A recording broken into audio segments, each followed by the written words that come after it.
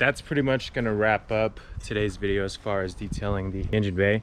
I will be doing a more in-depth cleaning, and I'll be getting some degreaser to get all of this junk off, but I just wanted to get all the loose dirt today. Just as is, it looks about 10 times better than it did. If you guys like what you see and you want to see more of it, be sure to subscribe, smash that like button, and check out my most recent video.